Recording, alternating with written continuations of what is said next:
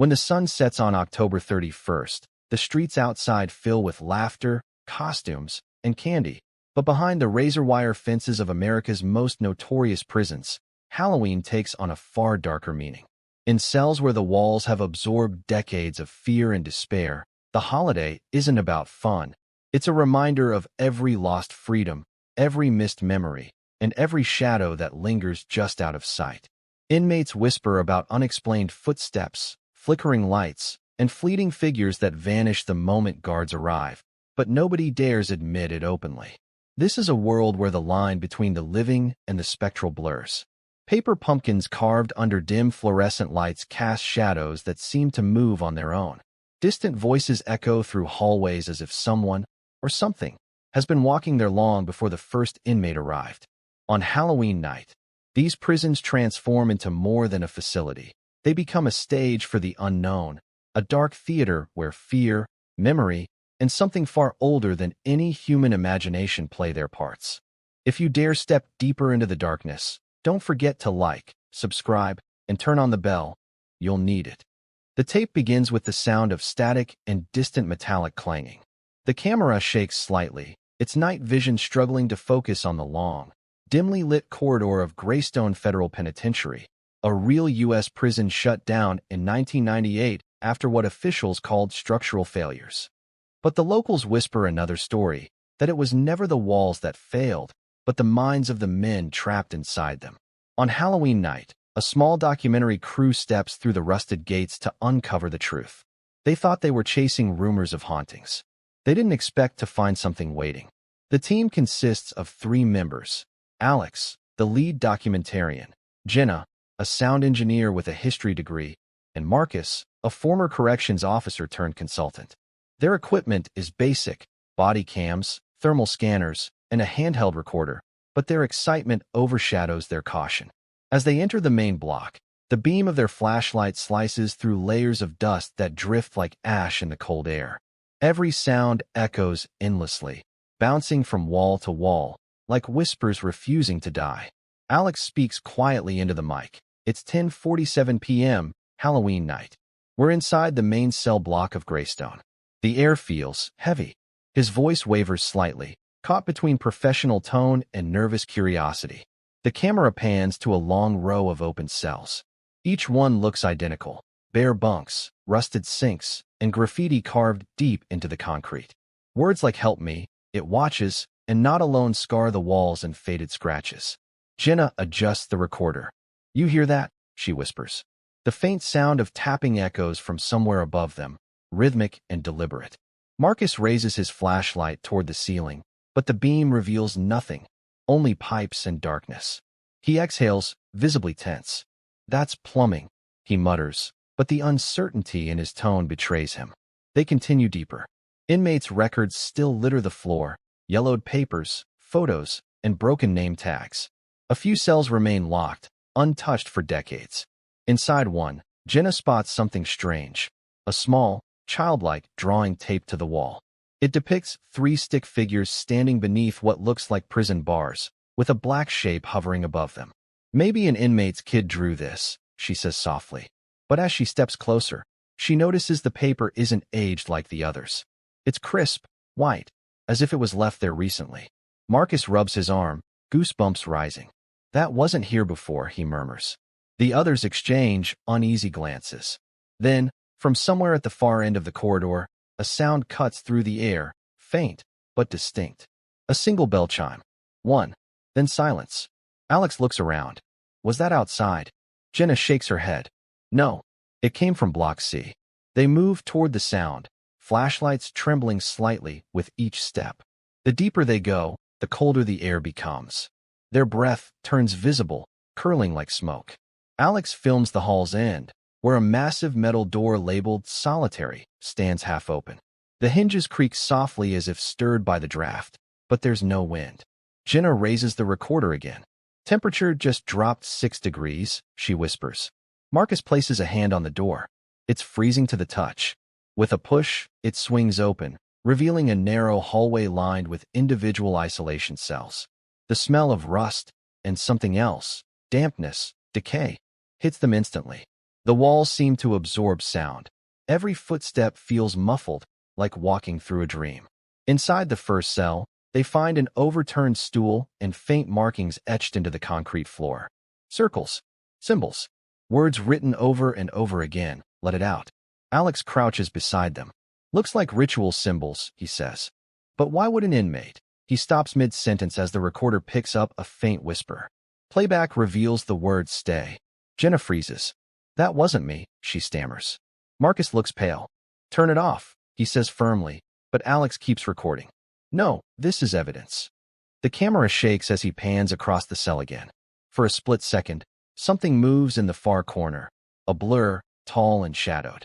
The lens catches it for less than a heartbeat before it vanishes. They back out slowly, breathing hard. The corridor behind them seems darker than before, almost alive. The sound of shuffling feet echoes faintly, though none of them are moving. Jenna clutches her recorder. There's someone else here, she whispers. Marcus shakes his head. Place is sealed.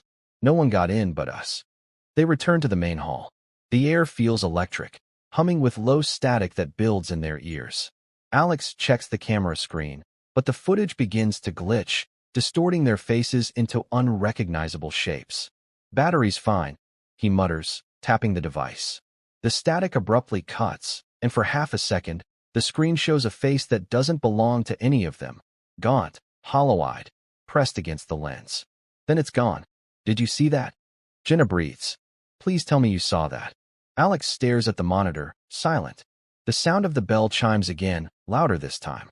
3 slow rings echo down the corridor, followed by a whisper, not from their mouths, but from everywhere at once. You shouldn't have come. Marcus turns sharply toward the exit. We're done. I don't care what you think we found. We're leaving.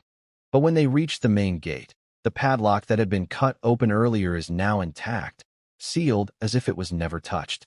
The chain rattles as Marcus tugs at it, panic breaking through his professional calm. Alex steps back, lifting the camera toward the gate. Keep recording, he whispers. Someone's playing with us. Behind them, faint footsteps approach, slow, deliberate, coming from deep inside the block. The beam of the flashlight flickers. Jenna swings the light toward the sound, but it cuts out completely, plunging them into blackness. The last thing the microphone captures is the sound of breathing. Then a whisper, almost gentle. Don't turn around. The footage ends there, abruptly. When local police found the camera 3 days later at the entrance of Greystone, there was no sign of the crew. But in the final 10 seconds of the recovered video, just before the screen goes black, something can be seen reflected in a cracked mirror near the hall entrance. A figure, tall, faceless, and standing right behind Alex. The screen flickers to life with static before stabilizing on an interview room. The date reads November 4th, 2023, 4 days after the Halloween disappearance at Greystone Federal Penitentiary. Detective Laura Briggs sits across from a man in an orange jumpsuit, his hands trembling slightly as he lights a cigarette. The label on the footage reads, Inmate number 47621, Raymond Cole. Laura's voice is steady but cautious. You were transferred from Greystone before it shut down, correct? Raymond exhales slowly, the smoke curling into the cold air. Yeah, I was in Block C, solitary. Same hall where your camera people went missing. He pauses, looking at the mirrored glass behind her. But I told everyone who came in there, don't stay past midnight. The scene cuts to exterior footage of Greystone at dawn. Fog coils around the outer fences like something alive. The narrator's voice returns, calm but tense. Authorities found the cruise van still parked outside, keys in the ignition, and all their equipment accounted for, except one thing, the primary recording device. 3 days later, a maintenance worker discovered it inside the warden's office, lying on the desk, as if placed there intentionally. What was captured on that device has never been released to the public, until now. A faint hum fills the background as we hear snippets of the recovered audio. Heavy breathing. Static.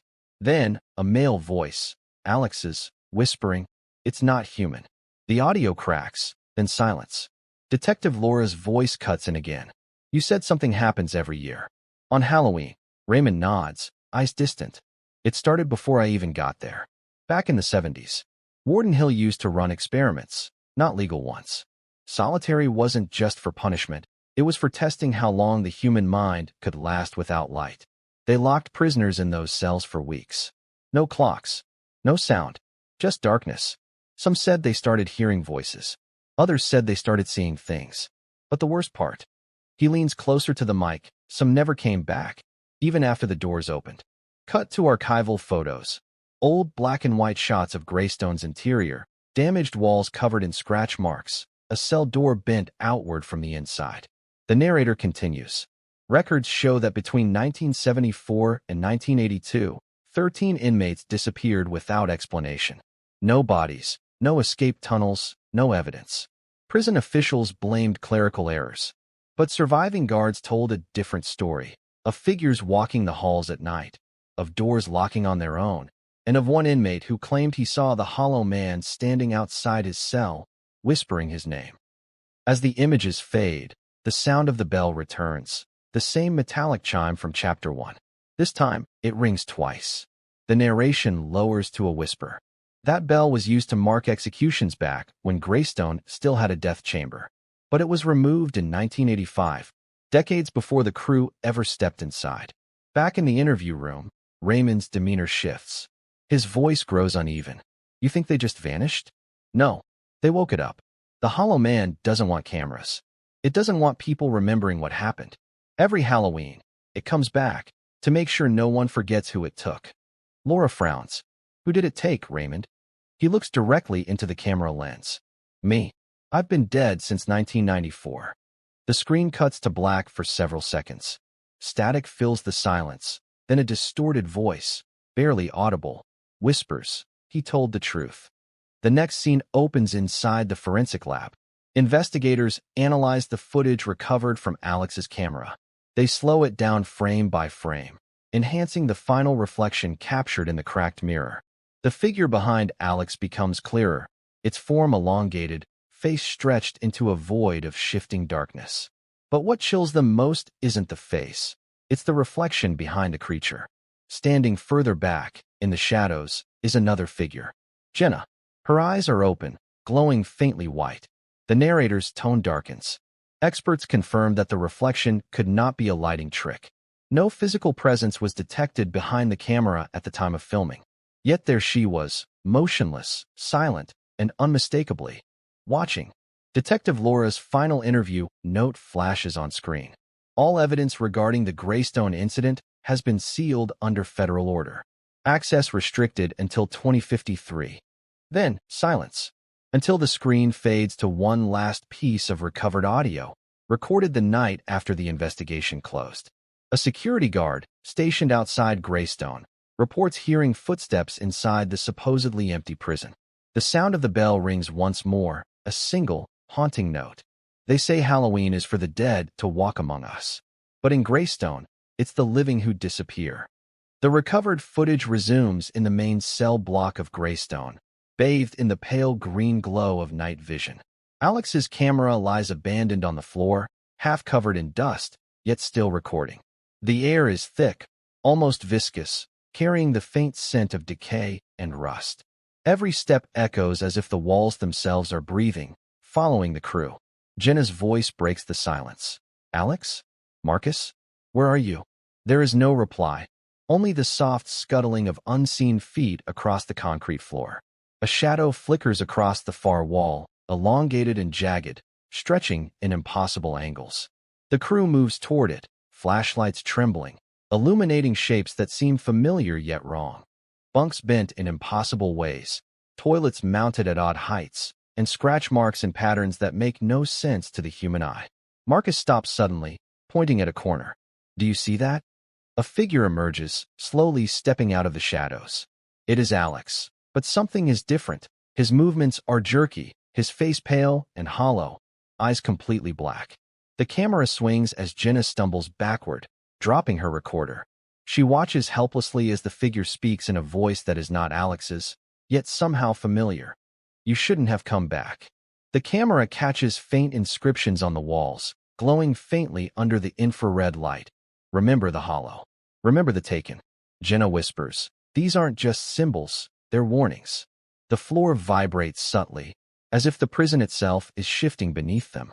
The hollow man, The entity described in inmate testimonies begins to materialize fully, tall, dark, and fluid, as though shadows have been given weight. Suddenly, the sound of chains clanging echoes through the corridor. Doors slam shut all around them. Jenna tries to open one, but it will not budge. The camera captures fleeting glimpses of other figures in the shadows. The missing inmates, some transparent, others warped beyond recognition. They reach out with skeletal hands, silently begging for release or perhaps for revenge. Alex's body, or what remains of him, drifts toward the wall, twisting unnaturally as if being pulled by invisible strings. A low whisper fills the air, repeating, "They all belong to me." The team realizes the horrifying truth. Every disappearance at Greystone, every tale of the Hollow Man, every strange occurrence has been part of a cycle, an entity feeding on fear, growing stronger every Halloween. Jenna backs away, heart pounding. She picks up her recorder and begins documenting everything, knowing this may be the last proof of what is happening. But as she speaks, her own shadow stretches behind her unnaturally, merging with another. She glances over her shoulder and sees Marcus, frozen, his eyes reflecting pure white, his lips moving silently in chant-like patterns. Panic surges, and she realizes that the Hollow Man doesn't just take. It transforms, recruiting new vessels to continue its presence. The camera captures the final moments of chaos, figures moving impossibly fast, whispers blending into screams, walls cracking and groaning. Jenna's final words are choked by terror. If anyone finds this, don't go back. Don't step inside Greystone on Halloween. It's alive. It wants you. The footage cuts abruptly. Silence. Then static. A faint, almost human whisper lingers. One more year, one more victim. The footage resumes in total darkness, broken only by the shaky green glow of night vision. Greystone Federal Penitentiary feels alive. The walls seem to pulse, as if breathing with a rhythm all their own. Jenna's voice quivers as she whispers into the camera. Every hallway looks the same, but every step, it's wrong. The angles are wrong. The team moves cautiously, flashlights cutting thin beams through the murky shadows. Floor tiles groan beneath their weight, metal doors creak, and from somewhere deep within the structure comes the unmistakable clanging of chains. Each echo reverberates like a scream bouncing off invisible walls. Marcus stops, gripping the flashlight so tightly that his knuckles turn white. "It's watching us," he mutters, eyes darting across the hallway. The camera catches fleeting glimpses of movement at the edge of the light. Shadows bend and stretch impossibly. A faint, distorted whisper drifts through the corridor, repeating, "You shouldn't be here." Jenna swings the camera frantically, catching a figure in the corner, a man in a torn prison uniform, his face warped, his eyes hollow, staring directly into the lens before vanishing. As they proceed, the team finds a room that appears untouched for decades. Cell doors hang open, but inside, the floors are etched with strange symbols, hundreds of them, overlapping and glowing faintly.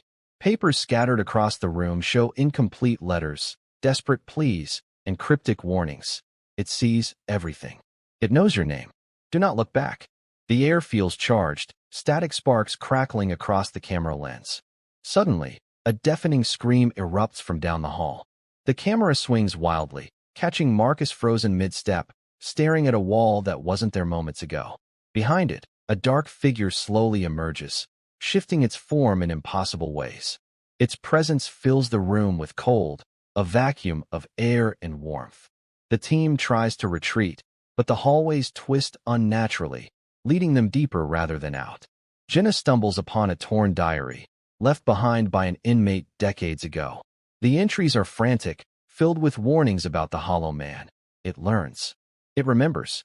It takes them one by one. As she reads aloud, the voice of the entity whispers behind her, perfectly mimicking Alex's voice. "You shouldn't have come back." The camera records Marcus trying to barricade a door, but it bends inward as if made of liquid. Figures begin to appear in the shadows, translucent, distorted faces, prisoners who vanished long ago, their mouths moving soundlessly. The crew realizes that the Hollow Man doesn't just haunt, it consumes.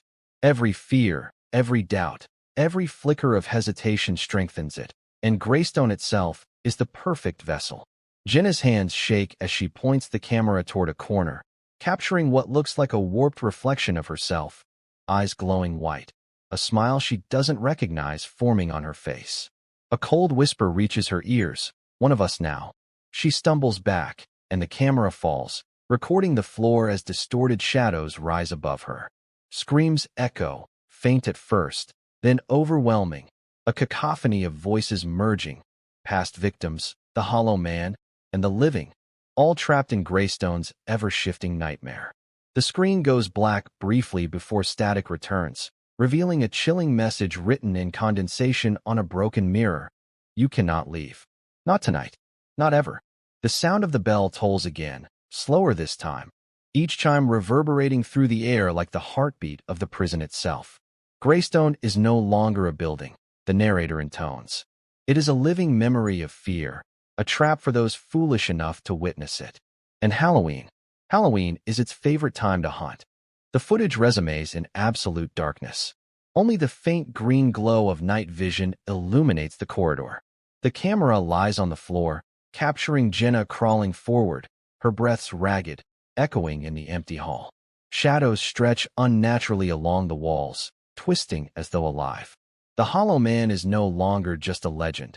It is a tangible presence, closing in on every heartbeat. Whispers surround her, overlapping voices of the missing crew, inmates long vanished, and something older, something not human.